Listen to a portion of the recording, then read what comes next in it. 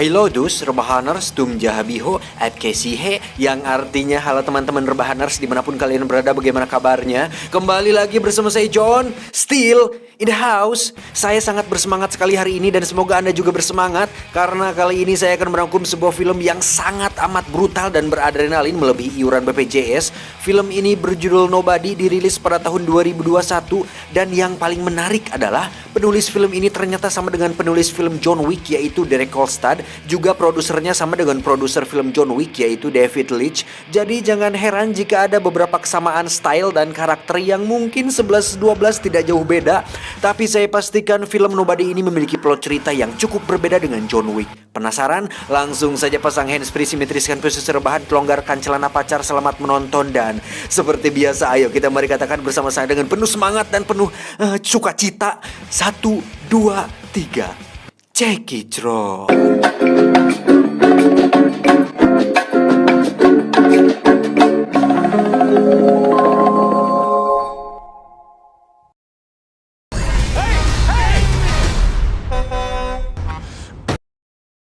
Kisah akan berfokus pada seorang pria parubaya bernama Hutch Mansell. Ini orangnya, di mana beliau adalah sosok ayah sekaligus kepala keluarga bagi istri dan kedua anaknya. Hutch sendiri bekerja di perusahaan milik sang ayah mertua sebagai bagian administrasi, yang mana hari-harinya diisi dengan rutinitas yang monoton dan begitu-begitu saja tanpa ada sesuatu yang beradrenalin sedikit pun.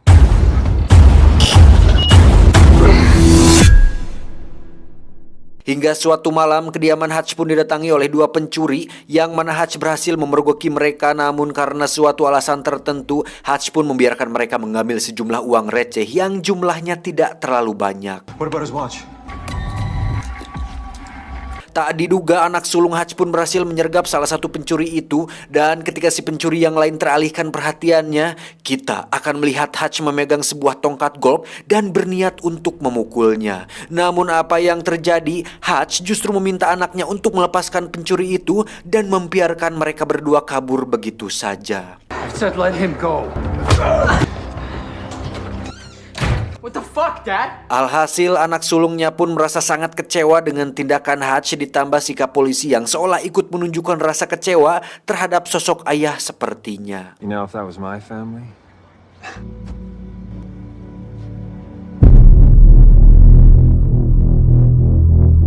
Tak bisa dipungkiri, kejadian tersebut pun menimbulkan dampak negatif, yang mana hal itu cukup menjadi bukti bahwa sosok Hutch sebagai ayah sekaligus pelindung keluarga mulai mendapatkan keraguan dari istri dan anak sulungnya, kecuali si bontot yang masih kecil. Tak cukup sampai situ, tetangga sebelah rumahnya pun memberikan sindiran keras dengan mengatakan bahwa jika rumahnya kemalingan, dia tentu tidak akan tinggal diam dan akan memberikan sedikit pelajaran kepada para maling tersebut. Dan itu cukup membuat Hutch terroasting.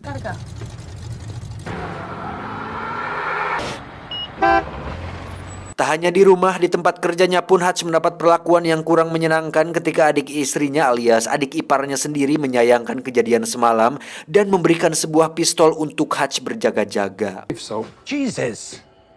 Keep my sister safe, bro.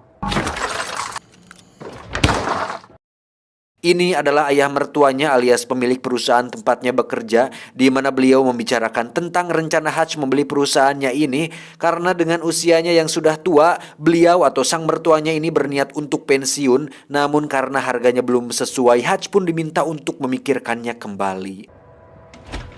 Di luar kepenatan dan rutinitasnya tersebut, Hutch ternyata memiliki sebuah radio khusus di kantornya, di mana dia sering berbicara dengan seseorang yang nampaknya adalah teman lama, di mana hal itu menjadi sebuah pertanyaan misterius tentang siapakah sosok Hutch ini sebenarnya. Dan percakapan Hutch dengan seseorang di radio tersebut akhirnya menguak sebuah fakta menarik tentang alasan kenapa Hutch tidak melakukan perlawanan di malam itu. Karena ternyata Hutch sudah mengetahui secara detail tentang kedua pencuri itu, yang mana mereka mereka berdua adalah sepasang suami istri yang kemungkinan besar sedang mengalami masalah ekonomi, karena jika mereka adalah maling profesional yang sering melakukan aksi, tidak mungkin mereka melakukan pencurian hanya untuk sejumlah uang receh yang jumlahnya tidak terlalu banyak. Dan yang paling menarik dari semua itu adalah pistol yang mereka gunakan saat malam itu sama sekali tidak berpeluru, dan itulah alasan kuat kenapa Hutch tidak melakukan perlawanan. Clear ya? Nah, dengan semua fakta barusan dan dengan semua analisa yang bisa Hutch lakukan, ini jelas menambah rasa penasaran saya, kalian, kita semua tentang siapakah sosok Hutch yang sebenarnya. Now I know why you didn't do what you didn't do. Selepas pulang kerja, Hutch pun pergi ke Panti Jompo untuk menjenguk ayahnya yang tentu sudah abah-abah, di mana beliau hanya bisa duduk di atas sofa sambil menonton video IQ 7 di televisi.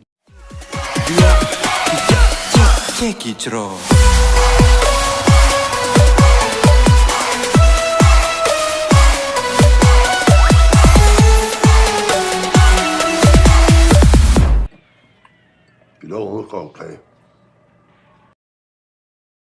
Saat pulang, Hutch pun berdiri tepat di depan rumah di mana dia melihat keluarganya sendiri dan merasa bahwa dia cukup kecewa dengan diri sendiri yang gagal menjadi sosok pelindung bagi keluarga, dan itu cukup membuat Hutch merasa leles. Saat sudah masuk rumah, istri dan anak sulungnya pun masih bersikap cuek terhadapnya, namun ketika si bontot mengeluhkan tentang kalung anjingnya yang hilang dan mungkin terbawa oleh kedua pencuri semalam, disitulah Hutch benar-benar sangat emosi.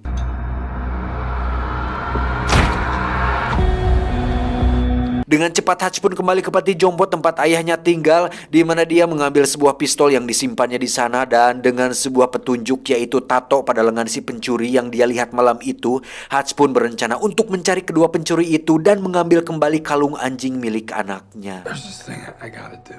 Then you best go do it.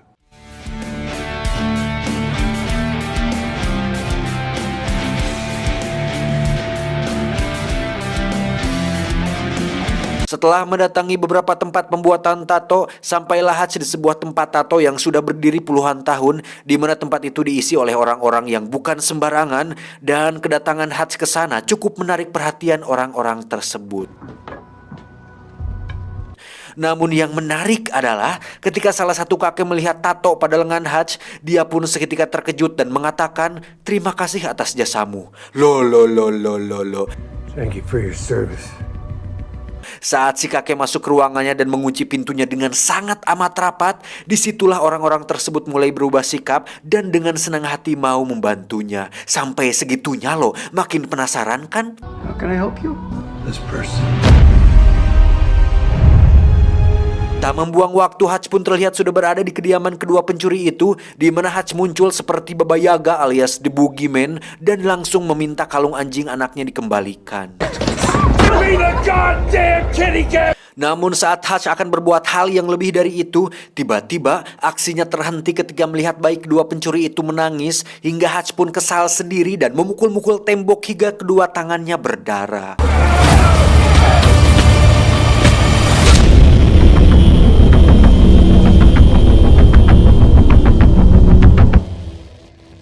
Dan disinilah dia sekarang duduk di dalam bus menuju rumah dengan semua perasaan kesal yang gagal untuk dilampiaskan. Namun suatu keberuntungan terjadi ketika ada sekelompok pemuda yang mabuk dan masuk ke dalam bus, di mana hal itu membuat Hutch seketika tersenyum karena akhirnya mendapat sasaran empuk untuk dijadikan bahan pelampiasan emosinya. Gila sih anjir.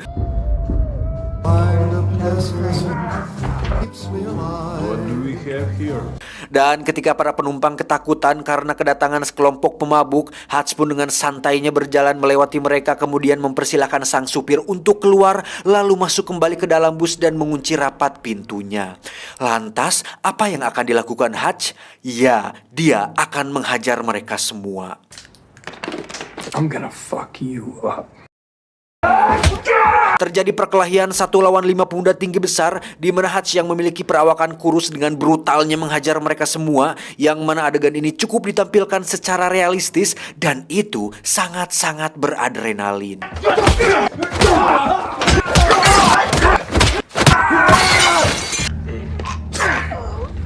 Dan sampai sini sudah jelas bahwa Hutch adalah pria yang bukan siapa-siapa, tapi bukan pria sembarangan. Ketika di rumah, sang istri pun awalnya terkejut dengan banyaknya luka di tubuh Hutch. Namun tanpa banyak pertanyaan, dia pun mengobati Hutch dengan sepenuh hati dan menemaninya sampai dia tertidur lelap. Sementara itu adegan berpindah ke tempat lain di mana kita akan melihat seseorang semacam mafia bernama Yulian Kuznetsov atau biasa dipanggil Yuli, yang mana Yuli terlihat berjoget dan bernyanyi di sebuah klub malam yang cukup ramai pada malam itu. Seluruh kota merupakan tempat bermain yang asik. Oh senangnya, aku senang sekali. Yuli sendiri adalah seorang mafia Rusia yang memiliki usaha penyimpanan uang, yang mana rekan-rekan sesama mafianya mempercayakan semua uang mereka di tempat penyimpanan milik Yuli. Dan saat mereka bersama, Yuli pun ditegur oleh para rekannya mengenai sikap tidak gagah dirinya saat berjoget dan bernyanyi di depan umum, yang mana sikapnya tersebut dianggap bisa menurunkan kepercayaan sebagian besar dari mereka karena menunjukkan tidak adanya wibawa dan rasa hormat dalam diri Yuli. Dan apa yang dilakukannya? Yuli tiba-tiba memecahkan gelas kemudian menyerang salah satu pengunjung di sana, lalu menggorok lehernya tepat di depan para rekannya tersebut. Dan itu cukup membuktikan bahwa Yuli adalah orang yang berbahaya yang bisa membuat kepercayaan mereka meningkat. Tak lama Yuli pun mendapat telepon bahwa adiknya sedang dirawat di rumah sakit, yang mana adiknya tersebut ternyata adalah salah satu korban dari Hutch saat peristiwa di dalam bus tadi. Yuli pun marah besar dan mencoba menginterogasi satu persatu teman adiknya mengenai pelaku yang telah membuat adiknya babak belur, di mana salah satu temannya tersebut berhasil mendapatkan kartu identitas kerja milik si Hutch. How can I find this man? Singkat cerita, esok pagi pun tiba. Hutch pun terlihat sudah pulih seperti sedia kala dan tak lama mendapat panggilan telepon dari teman yang biasa menemaninya di radio, yang mana temannya tersebut memperingatkan tentang kejadian semalam bahwa salah satu orang yang dihajar Hutch adalah anggota keluarga dari seorang mafia Rusia berbahaya, yakni Yuli. Untuk mencari informasi mengenai si Yuli ini, Hutch pun pergi ke tukang cukur, di mana di situ ada seseorang yang cukup penting, entah siapa itu, tapi sekilas saya sudah bisa menebak bahwa orang tersebut kemungkinan besar adalah sebuah agensi yang pernah mempekerjakan Hutch di masa lalu. Balelol bangsat.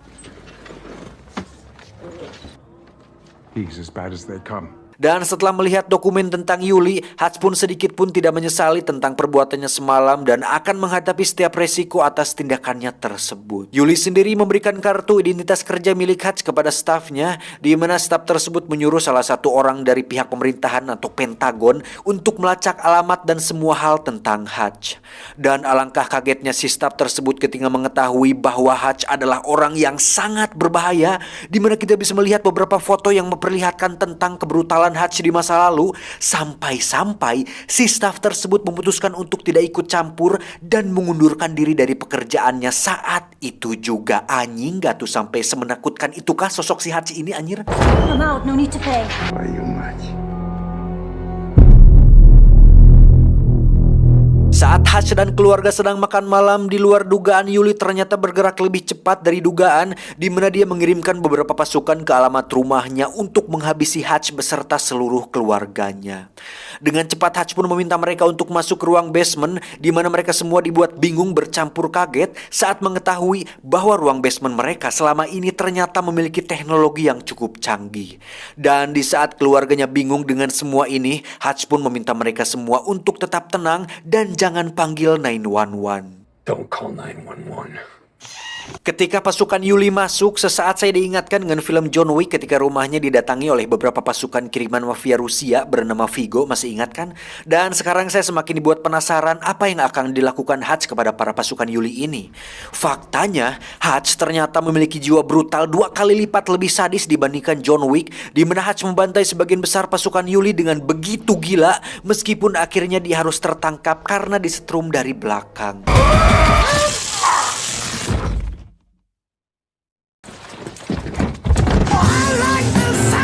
Namun bukan Hutch namanya jika dia bisa tertangkap dengan begitu mudah, karena saat dalam perjalanan Hutch pun bisa melepaskan borgol dengan cukup mudah dan membuat mobil mereka terguling yang membuat ketiga pasukan itu tewas mengenaskan.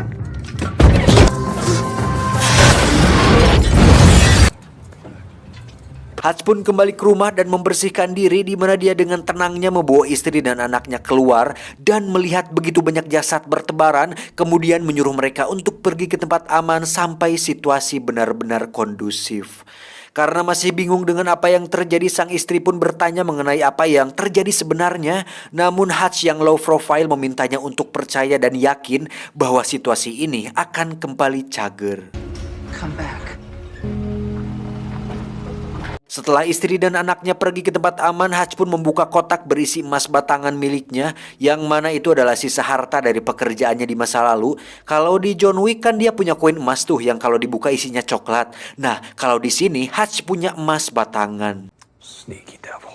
Fucking kitty cat bracelet. Sementara itu, sang ayah yang berada di panti jompo pun didatangi oleh dua orang suruhan Yuli, yang mana mereka bermaksud untuk membunuh beliau sesuai perintah dari Yuli.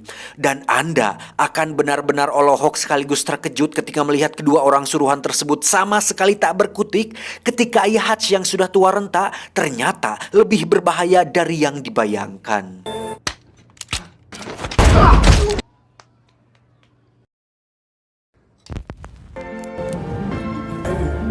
Setelah meledakan rumah beserta semua jasad pasukan Yuli, Hutch pun menemui ayah mertua untuk membeli perusahaan tempatnya bekerja dengan emas batangan yang dia bawa. Si adik ipar pun menolak kesepakatan tersebut dan sempat akan memukulnya. Namun Hutch yang sudah tidak peduli pun dengan cepat memukul perut si adik ipar, yang mana dia sangat amat terlihat kesakitan. Untuk kemudian Hutch memintanya untuk tarik nafas pelan-pelan dan duduk dengan manis. Breathe deep, okay? There you go. Di sisi lain, Yuli pun cukup terkejut ketika mengetahui bahwa semua pasukan krimennya tewas, ditambah salah satu anggota pasukannya tersebut adalah asisten kesayangannya. Sama seperti Viggo yang telah macam-macam dengan orang yang salah, yakni John Wick, Yuli pun mengerahkan semua pasukan miliknya dan semua pasukan yang ada hanya untuk menangkap satu orang, yaitu Hutch Mansell. Собери всех бойцов. Hutch sendiri terlihat sedang mempersiapkan sebuah rencana untuk ini semua, yang mana Hutch berniat untuk melakukan perang kepada Yuli setelah mengetahui bahwa Yuli telah berani mengirim pasukan untuk membunuh keluarganya. Tanpa ragu dan tanpa rasa takut sedikit pun, Hutch pun mendatangi tempat penyimpanan uang milik Yuli, di mana dia dengan santainya membantai puluhan pasukan bersenjata di sana, yang mana itu menyeratkan satu hal, bahwasannya Hutch pernah melakukan hal yang lebih buruk dari ini di masa lalu.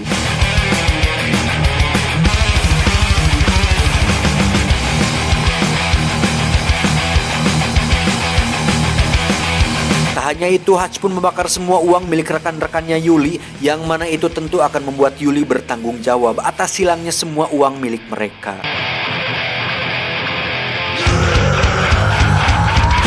Dan yang paling gila dari semua itu adalah setelah Hutch menghancurkan bisnis Yuli, Hutch pun dengan bernyali nekat datang sendirian ke klub milik Yuli, yang mana kita bisa melihat dia sedang asik makan tanpa ada rasa takut terhadap Yuli dan semua pasukannya.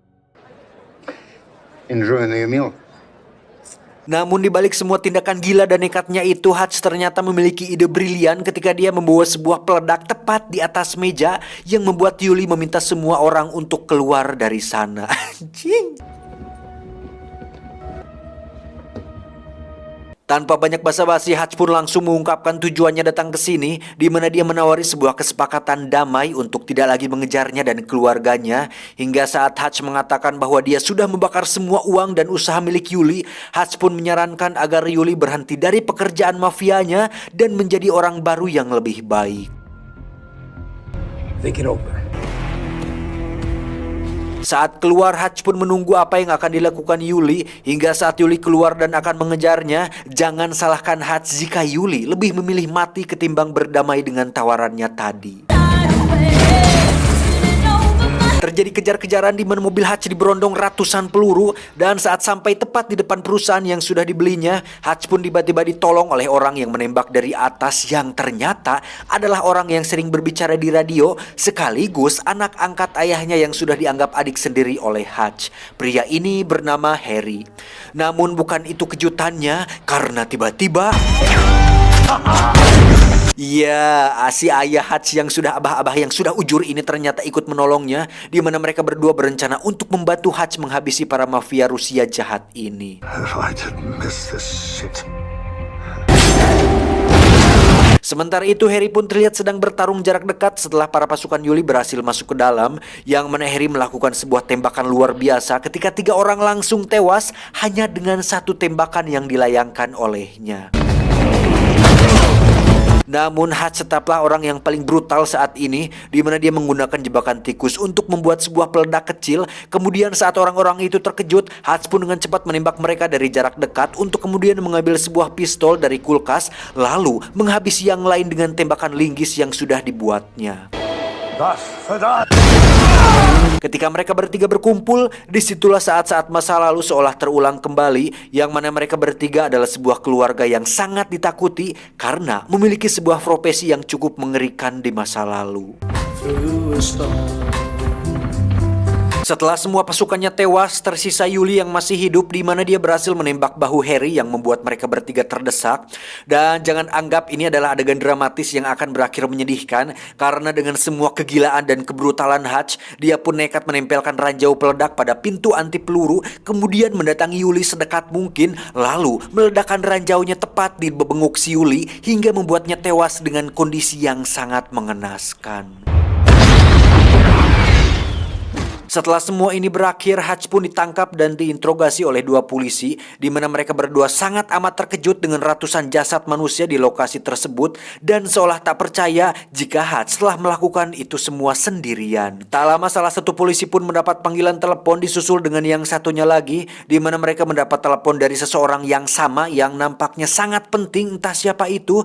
Namun yang mengejutkan adalah mereka berdua meminta maaf telah menangkap Hutch dan melepaskannya begitu saja tanpa ada sesuatu yang menyulitkannya sedikit pun. Saat polisi itu bertanya, "Siapa kamu sebenarnya?" Hutch pun menjawab, "Aku bukan siapa-siapa." Nobody.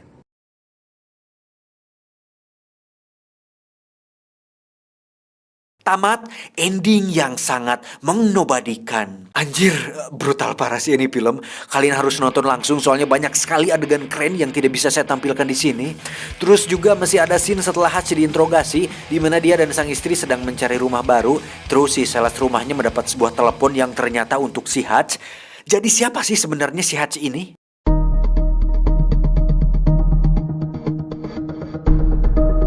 Menurut analisa tim IQ 7 cabang Pentagon, dari beberapa data dan informasi di sepanjang film, kemungkinan besar si Hutch ini adalah seorang agent, tetapi agent di atas agent, yang mana tugas dia adalah untuk membereskan masalah yang tidak bisa diselesaikan oleh agent biasa. Ya, semacam tim pembersih lapangan. Kalau kalian ingat film John Wick, ada namanya The Adjudicator yang dikirim oleh High Table, yang mana tugas utama beliau adalah untuk membereskan orang-orang tertentu yang menjadi target operasi. Tapi yang menarik di sini adalah Hutch bertugas bukan hanya untuk membereskan satu target, tetapi mampu membantai puluhan pasukan dan ratusan mungkin sekaligus lagi, yang mustahil untuk dilakukan oleh agen biasa. Keren kan? Dan kalau kita ingat film The Equalizer yang diperankan oleh Denzel Washington, kita pasti kenal sosok Robert yang tidak kalah brutal dengan Hutch atau John Wick. Sama-sama pengen pensiun dari masa lalu buruk mereka, tapi tetap saja ada masalah yang membuat mereka terpaksa harus kembali menjadi sosok yang tidak diinginkan. Tapi dari ketiga sosok yakni Robert, John Wick, dan Hutch, mereka bertiga memiliki persamaan, yaitu terkoordinasi, memiliki serangan jarak dekat yang cukup mematikan. Walaupun pakai senjata atau pistol, mereka lebih senang menggunakannya dari jarak dekat. Terus gak terlalu banyak bicara, punya banyak koneksi, dikenal berbahaya di masa lalu, punya style bertarung yang cukup realistis, gak terlalu lebay lah kayak film-film pada kebanyakan. Satu lagi hampir ketinggalan, ada scene sehabis kredit title di mana ayahnya Hutch dan adik angkatnya sedang dalam perjalanan membawa banyak sekali senjata berat. Kayaknya bakal ada film keduanya deh. Wah, pasti seru sih ini anjir. Tapi jujur deh, menurut analisa saya pribadi dari ketiga sosok yakni Robert, John Wick, dan Hutch, tetap John Wick lah yang paling kuat dan paling tak terkalahkan kalau menurut saya. Karena walaupun di film ketiganya dia sempat terluka parah akibat ditembak oleh Watson dan jatuh dari gedung tuh, dia masih tetap bisa bangkit dan masih bisa hidup. Tapi bukan itu alasan kuatnya, karena dari ketiga sosok tersebut hanya John Wick lah satu-satunya orang yang tidak memiliki orang yang disayang dan tidak punya keluarga yang disayangi. Berbeda dengan Robert yang masih punya teman dekat yang cukup dianggap keluarga, dan Hutch juga udah jelas punya keluarga, anak dan istri. Cuman John Wick sama sekali hidup sendiri dan sebatang kara, yang mana itu akan sangat berpengaruh pada psikologis, motivasi, dan kemampuan, sehingga menjadikan John Wick satu-satunya orang yang paling sulit untuk dibunuh dan dikalahkan. dikalahkan. Wah, kebayang sih anjir kalau ketiga sosok ini bertemu satu sama lain atau kerja sama gitu satu sama lain, bisa habis loh ribuan pasukan dibantai sama mereka semua. Wah, ngeri anjing. Untuk plot ceritanya, temponya cukup cepat dan sedikit agak tergesa-gesa. Tapi karena dari premisnya sudah dijelaskan bahwa film ini menceritakan bapak-bapak biasa yang bukan orang sembarangan, jadi kalau saya pribadi bisa langsung nangkep aja gitu maksud dan tujuannya. Keren sih kalau menurut saya anjir. Jadi ada sosok baru gitu yang setidaknya bisa mengalahkan kepopuleran John Wick. Ya walaupun masih harus berusaha lebih keras, seenggaknya cukup memperlihatkan potensi yang besar lah gitu. Ada rival, ada pembanding lah. Pesan yang bisa kita ambil dari film ini adalah pendiam bukan berarti penakut, pemberani belum tentu berani. Saya John beserta jajaran direksi IQ7 cabang Citangkalak mengucapkan terima kasih dan sampai jumpa di video selanjutnya. Adios. Pelumas engsel kuda. Apa tuh anjing? Engsel kuda bangsat.